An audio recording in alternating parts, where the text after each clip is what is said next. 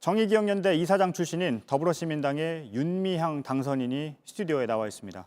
예, 어서 오세요. 네, 안녕하세요. 예, 이 질문부터 드리겠습니다.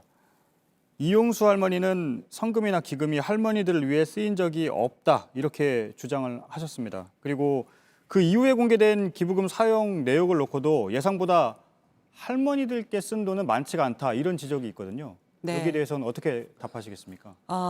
할머니가 그렇게 먼저 우리 운동에 대해서 또 재정 운영에 대해서 신뢰하지 못하게 된 것, 그건 전적으로 저희들에게 책임이 있다고 생각을 합니다. 그 부분은 할머니께 더 앞으로 더 긴 설명을 드릴 수 있는 기회가 있었으면 좋겠고요.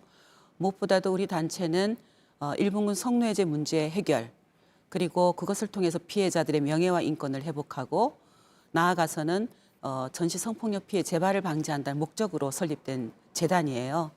그러니까 한국정신대문제대책협의회가 해왔던 일본군 위안부 문제를 해결하는 운동사업과 그리고 지원사업, 또 장학사업, 교육사업 등 다양한 목적이 함께 어우러진 재단의 형태를 갖고 있고요.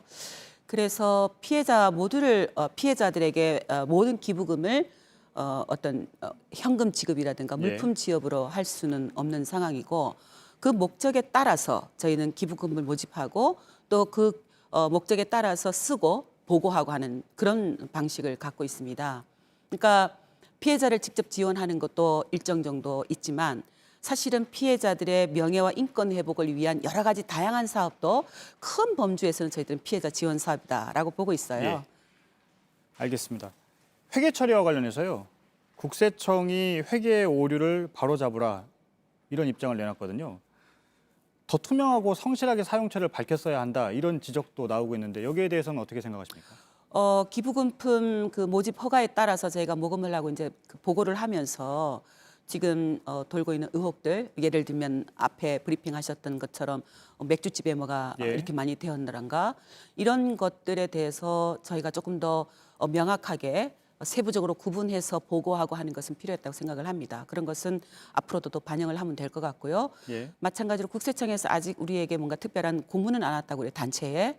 하지만 그게 공문이 오면 그에 따라서 시정하고, 또 다른 한편으로는 저희들이 그동안 기부금 사업을 통해서 이 운동을 해왔던 다양한 활동도 조금 더 대중하고 소통하는 방법들, 또 피해 당사자들에게도 친절하게 설명하고 소통하는 방법들, 그런 것은 앞으로 계속 수정하면서 반영하면 될 일이다라는 생각은 갖고 있습니다. 예, 짧게 좀 질문을 드리겠습니다. 기부금이 얼마고 어디에 썼는지 밝히면 이런 문제 제기가 무색해질 수 있다 이런 지적이 나오고 있거든요. 그거는 저는 좀 다른 이해라고 생각은 하는데요. 이미 그것은 공개되고 있기 때문에, 그러니까 무엇까지 공개하느냐라는 것에 이제 조금 이해가 다르다고 생각을 들어요. 그러니까 그것은 앞으로 이제 정의연에서 조금 더 내부적으로 검토하고 또 소통해가면서 논의를 해가면서 진행할 것이라고 생각을 합니다. 예. 앞서 저희도 보도를 했는데요. 2015년 위안부 합의 당시에 관련한 보도가 나오고 있습니다. 외교부는 물론 구체적으로 알리지 않았다. 당시 TF 보고서의 입장을 다시 확인해 줬는데요. 혹시 덧붙이실 말씀이 있으십니까? 오늘 외교부 입장이 그대로 잘 반영했다고 생각을 하고요. 우리 모두가 가장 충격적이었던 것은 12월 28일 당일에 이것으로 최종적이고 불가역적인 해결이다. 그리고 소녀상을 철거하겠다. 철거할수록 또 노력하겠다. 다시는 국제사회에서 이 문제를 제기하지 않겠다라는 그런 합의가 발표되었다라는 것. 물론 이면 합의가 있었다는 건 TF팀의 조사 결과를 통해서 우리가 알게 되었지만, 그 내용은 어느 언론 보도에도 사전에 공지되지 않았고 저희들에게도 전달되지 않았고, 수차례 피해자들과 접촉했다라고 당국자들이 이야기를 했지만 수차례 접촉한 것은 피해자들이 스스로 우리는 이런 것이 해결입니다 라고 요구서를 전달하기 위해서 만난 것이고, 또 한일 국장급 협의에서 어떤 진전이 있는가라는 것을 체크하기 위해서 만난 것이지, 외교부 당국자가 합의의 내용을 설명하기 위해서 혹은 그것을 협의하기 위해서 만난 것이 아니었다. 네, 그런 이야기를 전하고 싶습니다. 지금 여러 입장을 설명을 하고 계시는데요. 그럼에도 불구하고 이용수 할머니가 처음에 그런 목소리를 낸 것 자체가 정 의원이 강조해온 피해자 중심주의에는 좀 못 미쳤던 것 아니냐 이런 지적이 나오고 있습니다. 저는 알고 있어요. 우리 이용수 할머니가 왜 이렇게 서운함을 가지게 되셨고 정대협을 공격하는 이야기를 하게 되셨는지 그건 저에게 원인이 있었습니다. 제가 30년 동안 할머니와 함께 해왔는데 국회로 간다는 걸 갑자기 알게 됐어요. 그리고 이 문제 해결하고 가라. 늙어 죽을 때까지 나하고 함께 손잡고 해결하자라고 하셨지만 제가 그 말씀을 드릴 수가 없었습니다. 할머니 제가 국회 가서 이 문제 해결하려고 갑니다.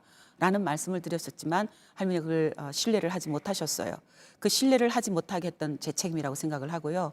앞으로도 저는 할머니와 만나서 또 할머니와 열심히 소통을 해서 결국은 국회 가는 것도 할머니가 원하는 그 세상을 만들기 위해서 가는 거다라는 진심을 전할 수 있도록 노력을 하겠습니다.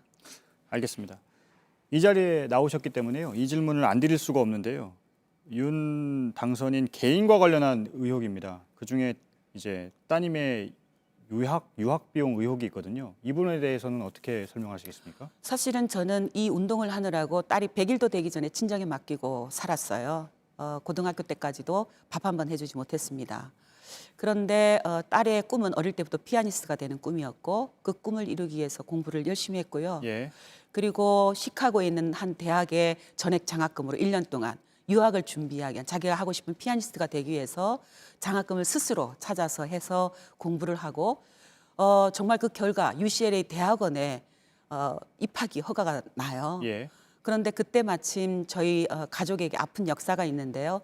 제 남편이 93년도에 안기부 프락지한 남매 간첩 조작 사건 피해자가 됩니다. 예. 그걸로 인해서 2016년 박근혜 정부 말기에 예. 재심 청구가 되고 배상 판결이 나요. 예. 그리고 그 배상 판결을 배상금을 2018년 초에 받습니다. 예. 그 2018년에 받으셨다고 말씀을 하셨는데 따님의 유학 기간과는 좀 시차가 있다. 이런 얘기가 좀 나오고 있는데요. 2018년에 9월 달에 1학기를 시작합니다. 거긴 학기가 우리가 좀 틀려요. 예. 지금 6학기를 이미 했는데요. 1년에 3학기인가 전 정확하게 모르겠습니다만은 이미 2018년 9월부터 학기를 시작해서 지금 벌써 6학기를 마친 그런 상태입니다. 알겠습니다. 네. 마지막으로 짧게 좀 생각을 듣겠는데요. 이 논란으로 위안부 피해 할머니를 돕는 운동의 취지가 훼손됐다. 또 운동의 차질이 빚어져서는 안 된다. 이런 목소리가 나오고 있는데 짧게 좀 입장을 말씀해 주시죠. 네, 감사한 것은 지금 세계 각지에서 그동안 30년 동안 연대하셨던 분들이 지지와 연대 성명을 보내오고 있고 여전히 우리는 해외에서 이 문제 해결을 위해서 열심히 하겠다. 예. 그리고 오늘도 한 연세 드신 분이 직접 후원금 20만 원을 들고 오신 분이 계세요. 이 운동 계속되어야 됩니다. 아마 내일 수요일인데요. 수요 시에도 더 열심히 하겠습니다라는 목소리가 나오고 있어서 여러분들께 좀 부탁드리고 싶은 것은 일본군 성노예제 문제가 해결되어야 된다는 우리가 모두가 알고 네. 있다고 생각합니다. 함께 지켜봐 주시고 지금 무너진 신뢰는 반드시 회복할 수 있도록 그렇게 함께 저도 국회 가서 노력을 하겠습니다. 알겠습니다. 정의기억연대 이사장 출신인 더불어시민당의 윤미향 당선인이었습니다. 감사합니다. 고맙습니다.